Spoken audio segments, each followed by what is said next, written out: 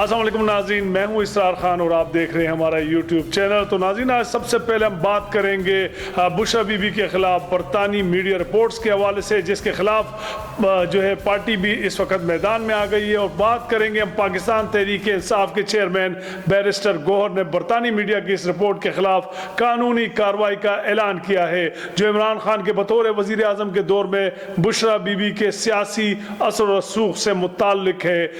P T I سربراہ نے دی economist کی رپورٹ کو اشتعال انگیز اور جھوٹ پر مبنی قرار دیا ہے، اور اس رپورٹ کا مقصد پی ٹی آئی کے بانی اور ان کی اہلیہ کو بدنام کرنا ہے۔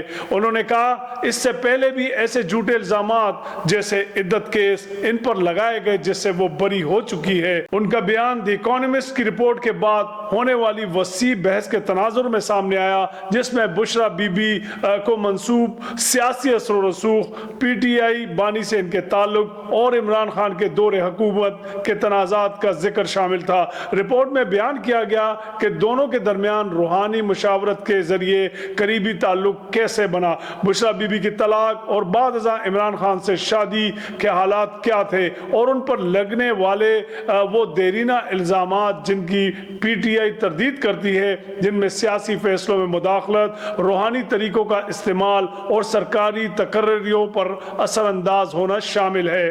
بیرسٹر گوہر نے کہا کہ ایسی من گھڑت رپورٹ بشرا بی بی کو توڑ نہیں سکتی۔ انہوں نے مزید کہا کہ جب وہ اس وقت جیل میں ہے، ایسے مضامین کی اشاعت کی ہم مذمت کرتے ہیں۔ انہوں نے دعویٰ کیا کہ سابق خاتون اول کے خلاف لگنے والے الزامات وقت کے ساتھ غلط ثابت ہوں گے۔ علاوہ ازیں پی ٹی آئی کے بیرسٹر محمد علی سیف نے کہا کہ سابق خاتون اول کے خلاف ایک منظم اور جان بوجھ کر چلائی جانے والی مہم جاری ہے، جس کا مقصد ان کی شہرت کو نقصان پہنچانا ہے۔ پشاور میں صحافیوں سے گفتگو کرتے ہوئے بیرسٹر سیف نے کہا کہ غیر قانونی قید کے باوجود قابل ذکر حوصلہ بشرا بی بی دکھا رہی ہے۔ پی ٹی آئی رہنما نے الزام لگایا کہ ان کے خلاف جھوٹے الزامات سیاسی مقاصد کے تحت لگائے جا رہے ہیں تاکہ پارٹی کے خلاف فائدہ حاصل کیا جا سکے۔ دوسری جانب رپورٹ پر رد عمل دیتے ہوئے مسلم لیگ نون کے رہنما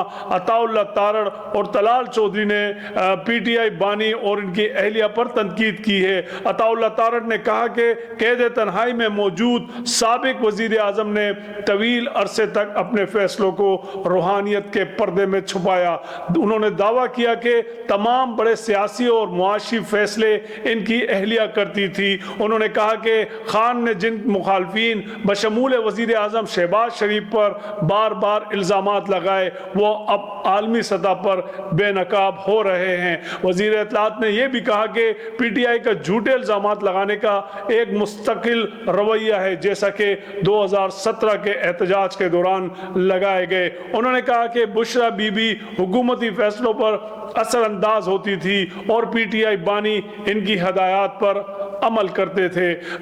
اسی دوران وزیر مملکت برائے داخلہ نے سابق خاتون اول پر سیاسی کردار ادا کرنے اور عمران خان کے دور اقتدار میں اہم فیصلوں کو کنٹرول کرنے کا الزام لگایا۔ انہوں نے کہا کہ صوبائی اور سینئر سرکاری افسران سمیت اہم تقرریاں جادو ٹونے کے ذریعے متاثر ہوتی تھی، وہی دعوے جو پہلے بھی میڈیا میں گردش کر چکے ہیں۔ انہوں نے گوگی یعنی کہ پنکی نیٹ ورک کا حوالہ دیتے ہوئے کہا کہ یہ بشرا بی بی اور ان کی قریبی ساتھی فرح شہزادی کا گٹھ جوڑ تھا، جیسے ذاتی مفادات، بنی گالہ میں مالی بے ضابطگیاں اور 190 ملین پاؤنڈ کے تصفیے کے کیس سے جوڑا جاتا ہے۔ انہوں نے کہا کہ یہ نہایت وسیع کرپشن کی داستان ہے، جس میں فیصلوں پر اثر انداز ہونے کے بدلے فائدے حاصل کیے جاتے تھے۔ دی اکانومسٹ کی رپورٹ جو اس وقت بحث کا مرکز بنی ہوئی ہے، اس میں خاندان کے افراد، سابق گھریلو ملازمین اور سیاسی ساتھیوں کے حوالے سے بھی کئی واقعات بیان کیے گئے ہیں۔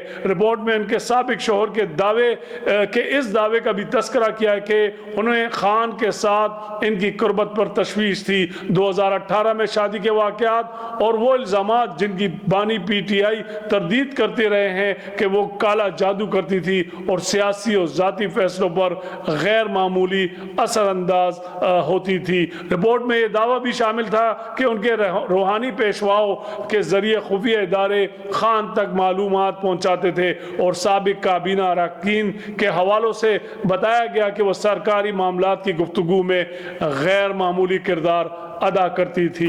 ناظرین، بات کریں گے سندھ کے حوالے سے کہ سندھ میں جیسے کہ آپ کو معلوم ہے کہ اس وقت نیشنل گیم ہونے جا رہے، اس حوالے سے سرگرم سوشل ایکٹیوسٹ یعنی کہ ذوالفقار علی بھٹو جونیئر کو کراچی میں 6 دسمبر سے ہونے والے 35ویں نیشنل گیم کے منتظمین سے ایک بڑا شکوہ سامنے آیا ہے۔ انہوں نے سندھ ڈولفن جسے وہ محبت میں بلہن کہتے ہیں کی غلط نمائندگی یعنی کہ تشریح کی ہے۔ انسٹاگرام پر شیئر کی گئی ایک ویڈیو میں وہ گیمز کے ایک پوسٹر کے سامنے کھڑے ہو کر بینر پر بنی ہوئی ڈولفن کی تصویر کی طرف اشارہ کرتے ہیں اور کیمرے سے کہتے ہیں کہ انڈس ریور ڈولفن اس طرح نظر نہیں آتی جیسا کہ اس پوسٹر میں نظر آ رہی ہے۔ انہوں نے کہا کہ اگرچہ کچھ لوگوں کو یہ معاملہ معمولی لگ سکتا ہے لیکن حقیقت میں ایسی غلط تصاویر عوامی آگاہی پر اثر انداز ہوتی ہے۔ ان کا کہنا تھا کہ ان کی تنظیم بلہن بچاؤ نے دیکھا ہے کہ لوگ اکثر دریائے سندھ میں نظر آنے والی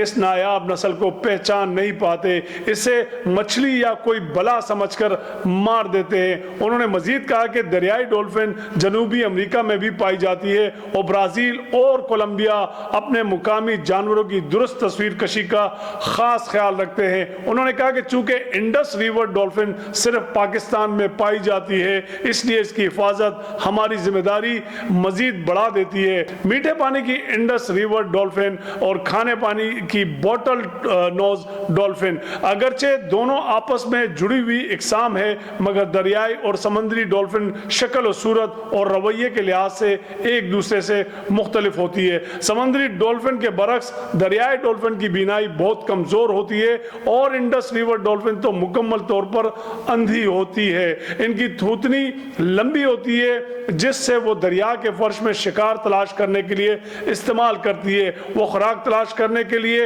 اور رکاوٹیں محسوس کرنے کے لیے ایکو لوکیشن کا بھرپور استعمال کرتی ہے۔ دریائی ڈولفن سمندری ڈولفن کے مقابلے میں کم سرگرم ہوتی ہے اور چھلانگیں لگانے کے بجائے آہستہ آہستہ سطح پر آتی ہے۔ یہ میٹھے پانی کے جانور کبھی تقریباً ناپید ہونے کے قریب پہنچ چکے ہیں۔ 1970 کی دہائی میں ان کی تعداد صرف 100 کے قریب رہ گئی تھی۔ بعد ازاں ورلڈ لائف فنڈ کی کوششوں اور ماہی گیروں کے